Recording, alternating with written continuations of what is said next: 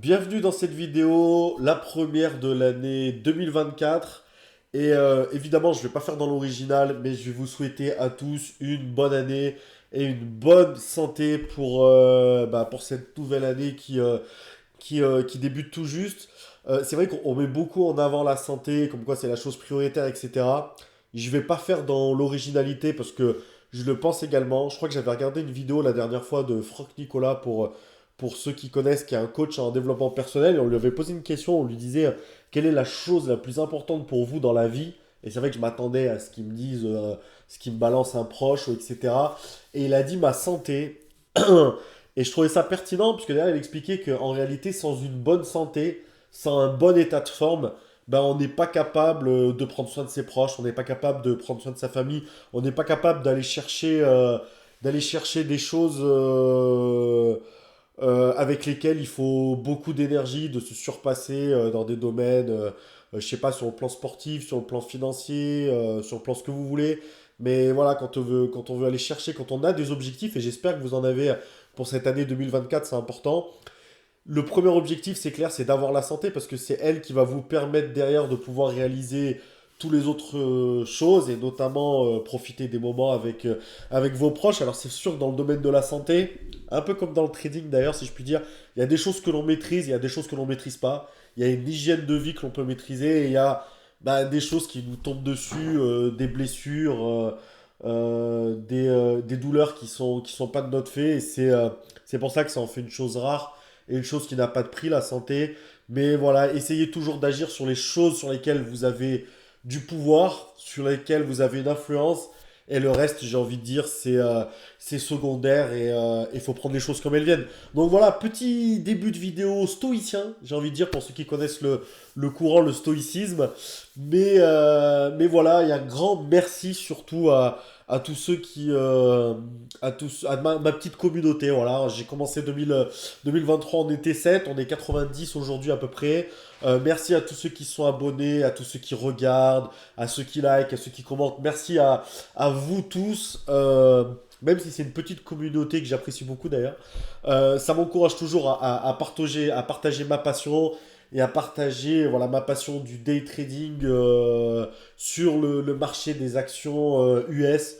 Un marché super concurrentiel, mais un marché que j'adore de par sa volatilité, de par son dynamisme. Et voilà, c'est vrai que je parle beaucoup en ce début de vidéo, donc on va rentrer dans le vif du sujet. Une première journée de l'année qui s'est plutôt bien passée, j'en espérais pas tant, très sincèrement, parce que on est sur un marché qui a atteint des sommets en fin d'année dernière. On a le Nasdaq qui a explosé ses plus hauts, tout simplement. Je veux dire, ses plus hauts ever, comme disent les Américains. Donc, ouais, il a explosé son plus haut. Le S&P 500 qui s'est rapproché de ses plus hauts qu'il avait atteints en 2021, je crois. Donc voilà, on a eu une grosse année sur les marchés financiers, une grosse année positive finalement et on a fini l'année sur un train de incroyablement positif. Il s'est rien de passé spécial entre Noël et jour de l'an. En plus, j'étais beaucoup occupé, donc désolé, j'ai pas fait de vidéo trading. Déjà, parce que j'ai pas tradé, j'ai assez peu tradé finalement sur le mois de décembre. Un mois où j'étais pas mal occupé. Et le mois de janvier, ça sera un peu pareil dans la reprise. Là, cette semaine, je pourrais peut-être trader 3 jours. La semaine prochaine, peut-être 2. Et après, je devrais reprendre un rythme un peu plus important. Mais là, sur les 15 premiers jours de l'année, je pourrais pas beaucoup trader. Sur le coup, je me suis dit, c'est pas grave. Parce que notamment sur cette première semaine-là, qui est une semaine de reprise aussi pour le S&P 500. Parce que là, vous le voyez tout de suite pour le marché, la bourse américaine. Bah, vous voyez, sur les 5 jours, les 4-5 jours qui s'est passé, la semaine entre Noël et le jour de l'an, il s'est pas passé grand-chose. De toutes petites hausses, mais pas grand chose. On a corrigé ici. On est quand même resté ouais, sur un petit range. Un petit range sur la semaine dernière. Et aujourd'hui, on a attaqué en gap baissier. Et on a eu tout de suite une continuation de tendance. Voilà, vous voyez, dès le début. En plus, on a une configuration même de gap and go que j'aime bien. C'est-à-dire que sur les 2-3 premières minutes, on est remonté vers le cours de clôture de la veille. Et ensuite, on a ce cassure de ce niveau-là, là, et notamment cette bougie-là, retour vers les plus bas du jour. Et on a cassé les plus bas du jour et on a continué à descendre. Stratégie de gap and go magnifique que j'adore shorter. Et d'ailleurs, vous verrez, c'est un petit peu la même stratégie sur Apple. Un trade que j'ai pris que j'ai pris aujourd'hui. Et donc voilà, on va d'ailleurs tout de suite commencer. Deux petits trades aujourd'hui. Et comme j'ai dit, je n'en attendais pas tant parce que... Pardon, je suis un peu enrhumé. J'en attendais pas tant parce que voilà, c'est une journée de reprise aussi sur les marchés après une semaine où c'est pas passé grand-chose, moins de volume. Et je m'attendais que cette semaine ça commence doucement et finalement c'est commencé plutôt fort. Et je vous montre juste le Nasdaq pour voir. Le Nasdaq a commencé encore plus fort. Le Nasdaq, voilà, il n'y a même pas eu de... Ouais, ça remonte un peu pendant les 2-3 premières minutes. Le Nasdaq a coulé à pic d'entrée de jeu. Voilà, on commence l'année par une correction. Bon, déjà, le jour est pas fini, donc autant ça va se retourner. Et de deux, il n'y a rien d'alarmant vu les 2 derniers mois stratosphériques qu'on a connus sur les marchés, sur novembre et décembre, notamment. Donc, ma session de trade aujourd'hui, un trade sur Apple et un trade sur Tesla. Alors, j'ai pris les deux quasi en même temps.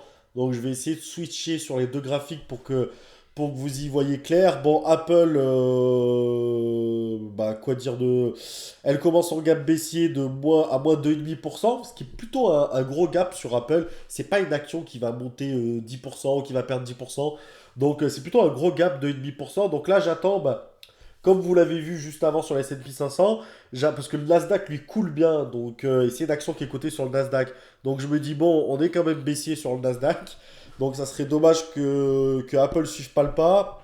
Et là, pour moi, j'attends, vous le voyez ici, la cassure des 187,50 $ qui serait une claire, nette, belle, même une très belle indication d'un continuation bet. Je vais sortir d'un continuation bet. Ouah, d'une continuation baissière. Et du coup, j'attends cette cassure-là. Et si ça casse, j'y vais avec un stop au-dessus des 188,50 $ et un objectif en dessous des 186,50 $. Donc, pause, comme d'habitude, risque-reward de 1 pour 1. Risque-reward agressif, je suis seulement à 100 titres là-dessus. Déjà, parce que je suis dans les 10-15 premières minutes et comme il y a beaucoup de volatilité. Je suis en demi-position. On va dire qu'en général, je vais risquer 200 $ par trade. Là, je risque que 100 $ par trade sur justement sur ce trade-là. Donc voilà, aller chercher 100 $. J'en risquais 100 $. Risque reward 1 pour 1. Risque reward pas incroyable. Mais pour ceux qui me découvriraient, c'est mon risque reward de base. Après, je l'améliore suivant comment suivant comment ouais, le cours de l'action évolue. Soit je renforce ma position et j'ai un risque reward qui peut passer à 2 pour 1 suivant la configuration technique, ou parfois je remonte mon stop si je vois que l'action se passe bien et pour éviter de perdre trop. Donc ce qui m'amène au final à un risque reward de 2 pour 1 et je vous l'expliquerai juste après parce que c'est ce que je vais faire sur Apple. Mais en début de position en tout cas là-dessus, je suis sur un risque reward de 1 pour 1. On va laisser Apple tranquille parce qu'elle va faire son petit chemin. On va aller tout de suite sur Tesla. Ouais, je vais rester comme ça. Pardon, je suis en montage en direct, j'ai pas d'équipe. Pousse, pousse, pousse, pousse, Tesla. Parce que vous voyez, je les ai pris quasiment les deux en même temps. Donc, Tesla. Là, un peu le. Ouais, pas exactement la même idée quand même. On a une action qui est tout de suite descendue, qui a cassé les 248 $ assez violemment. Pour moi, c'était un niveau important sur Tesla aujourd'hui. Et d'ailleurs, on voit, elle est allée taper les 245 $. Elle est allée remonter sous les 248 pour redescendre. Là, je me dis qu'à ce moment-là, avec le S&P 500 qui se retourne, je vous l'ai montré, le Nasdaq, elle est cotée sur le Nasdaq, qui lui fait que de couler, forcément, elle va entraîner, enfin, il y avait une grosse probabilité qu'elle entraîne également Tesla, même si Tesla, dans ma shortlist, c'était plus une action à prendre s'il y avait un trend haussier, mais là, je sens belle la configuration, cette espèce de pullback ici. Donc, je la prends au niveau des 246,50 $. J'ai un risque, donc un stop au-dessus des 248 $. Donc, en shortant 100 titres, je risque 150 $ pour aller chercher à minima les 245 $. Donc, pour aller chercher encore une fois 150 $, voir s'il y a une grosse tendance, peut-être un peu plus bas. Et c'est ce qui va se passer. Donc toujours ce fameux risque-reward de 1 pour 1. Ici, il n'y aura pas de possibilité d'amélioration.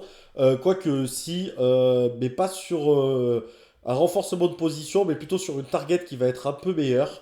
Donc voilà, vous voyez, on a... Voilà, hop. Et là, je suis sorti très rapidement sur Tesla. Je suis sorti très rapidement parce que les 245 $, c'était le premier objectif. Deuxième objectif, 244,50 $. Elle l'atteint. Je sors quasiment 200 $ de gain sur ce trade, 196 $ de gain sur Tesla. Et donc je reviens sur Apple parce que, et je vais revenir un petit peu en arrière. Hop, je reviens sur Apple qui, elle aussi, bah, a suivi le trad, hein. Je veux dire, il n'y a pas de... Donc je vous ai laissé où? Je vous ai laissé par... ouais, par là, je prenais la position. Hop. Alors sur Apple, on revient dessus. Bah voilà, je prends la position par là. Pareil, je patiente. Euh, J'espère qu'elle va repartir vers les 187,50 $. Je suis plutôt confiant parce que, encore une fois, on a le S&P 500 qui se retourne, le Nasdaq qui a fait que de couler depuis l'ouverture. Là, à ce moment-là, vu qu'elle est venue retaper les 187 $, mon stop passe au niveau des 188 $. Donc là, je risque 50 $ pour aller en chercher 100 à ce moment-là. C'est pas le risk-reward en début de position, mais il évolue au fur et à mesure du cours de l'action, de l'évolution du cours de l'action. Et donc voilà, là, je suis à risque-reward 2 pour 1 maintenant. Donc là, je perds que 50 $ si ça y va pas. Et si je gagne, eh ben, je vais chercher mes 100 $. Ce qui va se passer, comme je l'ai dit, c'est pas tous les jours comme ça, mais on a un trend clair, un trend qui est suivi même par toutes les grosses côtes et qui est même tiré par les grosses côtes de la bourse américaine. Donc voilà, je sors, je prends 101 $ sur Apple, ce qui est très bien pour une belle première journée. Vraiment, vraiment, je le dis pas par... j'en attendais pas tant. 297 $ pardon, de gains, c'est super. Et vous voyez là sur Tesla Row, je suis sorti au bon moment parce que là elle va remonter. Et pour la petite histoire, elle va les retaper, elle va casser les 248 $ et remonter en même temps que le marché fait une petite remontée. Donc voilà, Tesla, fallait pas trop en espérer beaucoup. Et vous voyez, pareil sur Apple qui remonte un petit peu, c'est normal. Donc bonne première journée. C'est sûr que le trading, quand c'est comme ça, c'est facile, mais c'est loin d'être facile. Et encore une fois, ceux qui me suivent le savent parce qu'il y a des journées qui sont beaucoup plus dures que d'autres et des journées perdantes. Merci beaucoup encore une fois de m'avoir suivi, surtout si vous êtes resté jusqu'à la fin. Et je vous dis à bientôt. Je vais essayer de cette année faire plus de vidéos, plus de bilans. C'est des choses qui prennent du temps, mais je vais essayer de m'y atteler pour développer cette chaîne YouTube et partager ma passion au maximum. Merci beaucoup. Encore une excellente année 2024. Et à très bientôt dans une nouvelle vidéo. Merci.